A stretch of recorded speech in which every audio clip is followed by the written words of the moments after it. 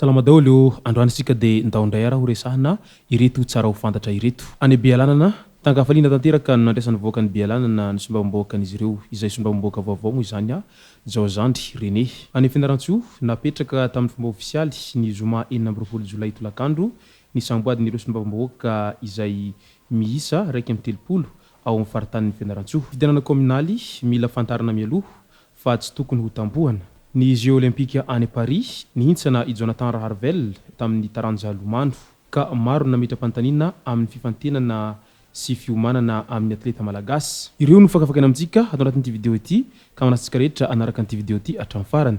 Azadino ny milaiky ny vidéo antsika ary tsarovatra ny miabony amin'ny chaîne antsika mba ahafahanareo manaraka tsy tapaka ny vidéo zay lefany amin'ny sisy tomatagasy toy izao ny fanaovana azy. Tsy ampandrely isika fa avy hatrany tonga dia vavany ndahary. Any Bealanana no raisiny voaka ny Bealanana manontolo tankafaliana tanteraka ny sombamboaka izay voafidy tany an-toerana. Colonel Jaozandry René tamin'ny andro sabotsy 17 Jolay 2024 maraina teo. Fitsidiana voalohany amin'ny distrikan'ny Bealanana izao taorian'ny namoahana CC ny voka mpifidianana ofisialy farany teo iny. Fiadina amin'ny tsy fandriampahalemana sy ny fiarovana ny vahoaka mahakasika ny aditany no asa maika hoentina ao amin'ny distrikan'ny Bealanana. Miandrandra fandrosoana tanteraka araka izany ny voakan'ny Bealanana ka vonona efa nometanana any rehetra ny tenako sy ny ekipako mba ho tombotsoa ny vahoaka rehetra araka ny ampahany kabary izay nataony Colonel Jaozandry René izay sombamboaka voafidy tao Bealanana. Mirahina tanteraka izay sombamboaka rehetra ato amin'ny faritanin'ny Mahajanga indrindra izay ato amin'ny faritra Sofia. Mifanohana sady mifanampy zahay mba ho fampandrosoana any distrika rehetra ato amin'ny faritra Sofia. Io kosa no hafatra no entiny Razakamanana André na Zakabe izay sombamboaka voafidy tao Mandritsara. Isan'ny nanotrona ny hetsika ity ihany koa i Sainte Befeny Todomanana izay sombamboaka avy ao Antsoy sy ireo lehibe ny mpanjakana rehetra misy ao Bealanana sy ny faritra Sofia ary vahoaka marobe no tonga nanotrona izany. Ka noho izany dia miandrandra fiovana sy miandrandra fandrosoana ny vahoaka ny faritra Sofia iray manontolo amin'izao fotoana izao, indrindra fa ny vahoaka ny faritanin'ny Mahajanga rehetra amin'ireo sombamboaka izay vaovao hitondra ny tenin'izy ireo mandritra ny 5 taona manaraka eo. Mbola resaka sombamboaka izay hatrany any amin'ny faritanin'ny Fianarantsoa napetraka tamin'ny fomba ofisialy ny zoma 20 Jolay tolakandro ny samboadin'ireo sombamboaka rehetra izay misa 130 ao amin'ity faritanin'ny Fianarantsoa ity.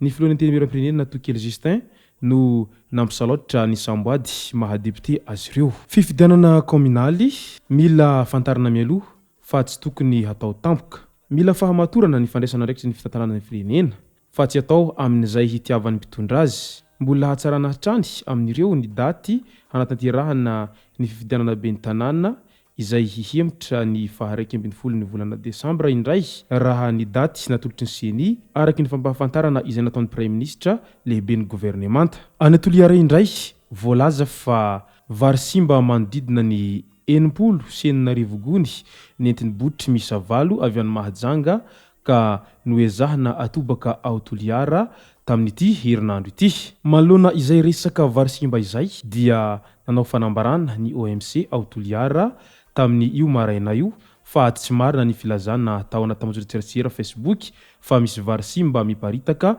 any an-toerana. Misy ny fidinana ifotony tamin'ireo tranom-bokatra izay voatonona fa nandray io vary io ny mpikambana ao amin'ny OMC sy ny talemparitra ny fampiroboroboana ny indostria ao atsimo andrefana ny maraina teo. Nilaza ilay mpandraharaha izay voatonona fa tonga tao Toliara tamin'ny 12 Jolay 2024 io vary 200 tonna io izay nentin'ny botry enina ary voalaza fa tsy misy vary simba izany ary nahazo taratasy avy amin'ny tompon'andraikitra avy any Mahajanga fa vary tsara ireo vary ireo. Ny telo latsaka no lena tratrany ranomasina ka mandiso io fanazavana fisiana vary simba io arak'izany ireo tompon'andraikitra any an-toeranany. Resaka fanatanjahantena indray, ny Jeux olympiques tany Paris 2024 nihintsana i Jonathan Ravel izay teo amin'ny taranja lomano ary maro nametra-panontaniana amin'ny fifantenana sy ny fiomanany atleta malagasy. Nihintsana avy hatrany tamin'ny fifaninanana taranja lomano 100 metatra tsipatsandry izay nandraisana anjara ny sabotsy 14 Jolay i Jonathan Ravel. Ny fepotona 2 minitra sy 5 segondra sy ny laharana fahafito sady farany vitany dia tsy ampy akarana amin'ny dingana manaraka. Ny afara tamin'ny andro voalohany arak'izany ny dian'ny solitenan'i Madagasikara tamin'ny taranja lomano lalao olimpika andian'ny fahatelo amby telopolo izay nitontosaina tany Paris France moa ity lalao olimpika ity.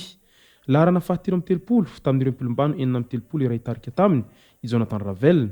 Mpilombano 4 amby 20 no tafiakatra amin'ny lalao manasa-dalana ary samy latsaky ny iray minitra avy ny fepotona vitan'izy ireo. Tsy ampy velarana sy anarahana ny fanazarantena mahomby any Madagasikara hoy Jonathan Ravel taoriny fahareseny izao. Tsy hivana fa i Jonathan Ravel dia efa nandrobaka medaly volamena intelo tamin'ny lalaon'ny nosy, inenina izy no nandray anjara tamin'ny fiadinany tompon-daka maneran-tany. Manohana tsy misy fepetra alefa Madagasikara hoy député Gasikara Fenso raha nankahery ireo atleta malagasy izay mandray anjara amin'ity lalao olimpika ity. Maro kosa ireo nanakina mafy taorian'izao fahareseny izao. Misy ny maneho hevitra ary mitsikera avy hatrany no sady mametra-panontaniana amin'ilay hoe aiza avokoa ireo tovolahy izay mpilomaano avy any amin'ny faritra no tsy hanaovana fitiliana sy omena fanazarantena. Io ny fanontaniana izay napetraky ny mpanara-baovao sy ireo olom-pirenena malagasy raha vantany vao nahita an'ity fahareseny atleta malagasy tamin'ny andiany voalohany teo amin'ny taranja lomano ity.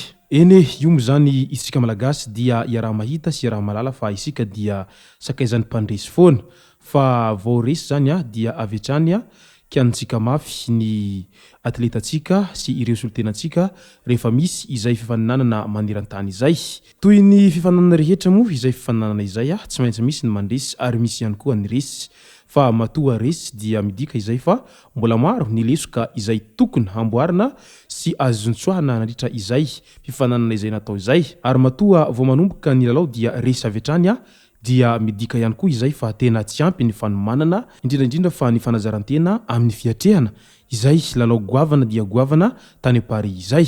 Tsy tokony atao makivy izao faharesena izao fa tokony atao taratra hitsinjovana amin'ny manaraka ary mba ahafahana miomana misimisy kokoa amin'izay fifaninanana manaraka eo. Tokony handray fepetra ireo ao anatin'ny délégation mpikarakara any fanatanjahantena ho an'ny tanora malagasy izay ary tokony halefa mihitatra manerana ny nosy ireo karazana taranja rehetra mba ahafahany ireo mpandray anjara rehetra manerana ny nosy mandray anjara amin'izany ary mba ahafahantsika mifintina ireo izay tena matianina sy ireo izay tena tokony isolitenantsika amin'ny lalao manaraka eo.